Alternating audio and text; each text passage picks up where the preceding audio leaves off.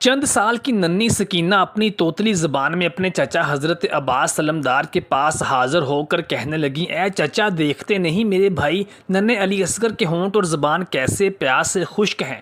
مجھے اپنی پیاس کی پرواہ نہیں، لیکن اے چچا، میرے ننھے بھائی کی پیاس اور اس کے خشک ہونٹ مجھ سے دیکھے نہیں جاتے۔ اے چچا عباس علمدار، کیا آپ ہم بچوں کے حال پر رحم نہیں کریں گے؟ کیا ہمیں پانی لا کر نہیں دیں گے؟ حضرت عباس علمدار علیہ السلام نے اپنی آقا زادی اور دختر حسین علیہ السلام کی توتلی زبان سے جب یہ معصومانہ خواہش سنی تو آپ کا دل پسیج گیا۔ آپ نے فوراً اپنے آقا امام علی مقام امام حسین علیہ السلام سے التماس کی، یا امام، اپنے بچوں کی پیاس اور یہ حالت مجھ سے دیکھی نہیں جاتی، اجازت عطا فرمائیے کہ میں جا کر بچوں کے لیے پانی لے آؤں۔ امام حسین علیہ السلام نے ارشاد فرمایا، اے میرے بھائی عباس علمدار، میں جانتا ہوں تو پانی لینے کے لیے جائے گا لیکن واپس نہیں آ سکے گا، میں کس طرح سے تجھے اجازت دے سکتا ہوں؟ اے عباس، اپنی آقا زادی بی بی زینب سلام اللہ علیہا بنت علی المرتضیٰ سے اجازت لے لے، اگر وہ اجازت دیں تو پانی لے آؤ۔ ننھی سکینہ کو لے کر حضرت عباس علمدار حضرت زینب بنت علی المرتضیٰ علیہ السلام کی بارگاہ میں حاضر ہوئے، اور جب وہاں سے اجازت مل گئی تو آپ نہر فرات کی جانب مشکیزہ لیے اور اپنے ایک ہاتھ میں اپنی تلوار لیے روانہ ہونے کے لیے تیار ہونے لگے۔ ننھی سکینہ بنت امام علی مقام امام حسین علیہ السلام امام علی مقام امام حسین علیہ السلام کی سب سے کم سن صاحبزادیوں میں شمار ہوتی تھیں، اور آپ اپنے والد گرامی کی بے حد لاڈلی تھیں۔ روایات میں آتا ہے کہ امام علی مقام امام حسین علیہ السلام اکثر فرمایا کرتے تھے کہ وہ گھر میرے لیے دنیا میں ہی جنت کی مانند ہے جس میں رباب اور سکینہ موجود ہوں۔ واقعہ کربلا کے وقت سیدہ سکینہ سلام اللہ علیہا کی عمر مبارک تقریباً 4 برس تھی، اور انہوں نے اپنی ننھی آنکھوں سے وہ تمام مصائب دیکھے جنہیں یاد کر کے آج بھی دل کانپ اٹھتا ہے۔ محترم سامعین کرام، تاریخ انسانیت میں شاید ہی کسی نبی کی امت نے اپنے نبی کے خاندان کے ساتھ ایسا سلوک کیا ہو جیسا سانحہ کربلا میں پیش آیا۔ نواسہ رسول جگر گوشہ بطول امام علی مقام امام حسین علیہ السلام اور ان کے اہل بیت کو کربلا کے تپتے ہوئے میدان میں بے دردی کے ساتھ شہید کیا گیا۔ ان کے خیموں کو لوٹ لیا گیا اور خیموں کو آگ تک لگا دی گئی۔ اہل حرم کی اسیری کی حالت میں شام لے جایا گیا۔ سیدہ سکینہ بنت حسین اپنے بابا حسین علیہ السلام سے بے پناہ محبت کرتی تھیں، اور امام علی مقام امام حسین علیہ السلام بھی اپنی اس ننھی پری سے غیر معمولی شفقت فرمایا کرتے تھے۔ جب امام علی مقام امام حسین علیہ السلام آخری مارکے کے لیے روانہ ہوئے تو اہل بیت اطہار پر غم کی کیفیت طاری ہوگی۔ سیدہ زینب سلام اللہ علیہا، سیدہ رباب، کلثوم اور دیگر خواتین اپنے امام سے لپٹ کر اشک بہا رہی تھیں۔ میدان کرب و بلا میں امام علی مقام امام حسین علیہ السلام نے بے مثال شجاعت کا مظاہرہ فرمایا، لیکن دشمنوں نے دور سے تیروں کی بارش کر کے آپ کے جسم اطہر کو زخمی کر دیا، چور چور کر دیا۔ آخرکار آپ علیہ السلام کو گھیر کر شدید ترین حملے کیے گئے اور آپ نے راہ خدا میں جام شہادت نوش فرمایا۔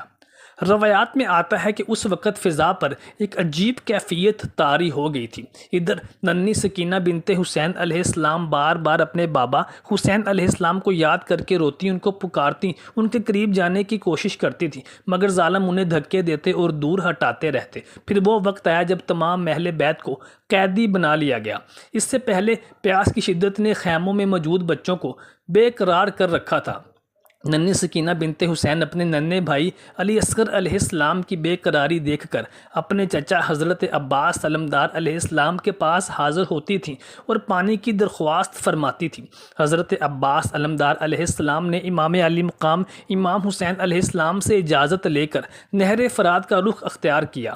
عباس علمدار نے دشمن کے متعدد حملوں کا مقابلہ کیا، مشکیزے کو پانی سے بھرا، لیکن واپسی پر دشمنوں نے عباس علمدار کے دونوں بازو قلم کر دیے اور آپ جام شہادت نوش فرما گئے۔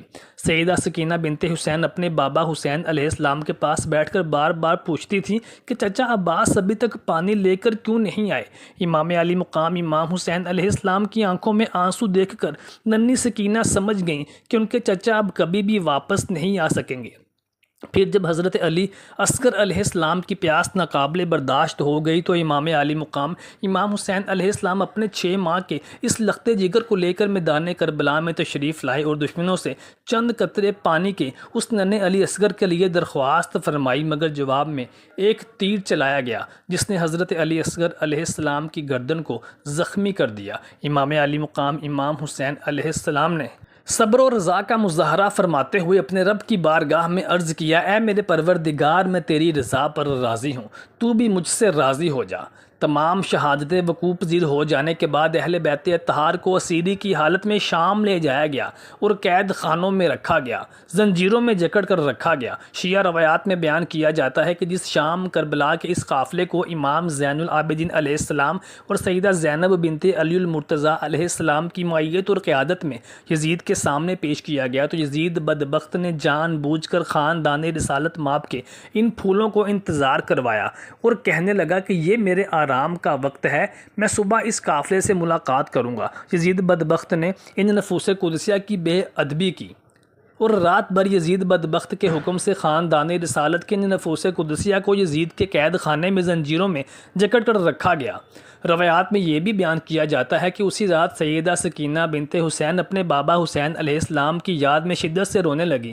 ان کی سسکیاں سن کر اہل زندان بھی اشکبار ہو گئے۔ بعض روایات کے مطابق یزید نے جب ننھی سکینہ کی آہ و بکا سنی تو اس نے ننھی سکینہ کو چپ کروانے کے لیے امام حسین علیہ السلام کا سر اقدس زندان خانے میں بھیجا اور اپنے والد گرامی کے سر اقدس کو دیکھ کر ننھی سکینہ بہل گئیں اور خاموش ہو گئیں اور اپنے بابا کے سر سے لپٹ کر روتی رہیں۔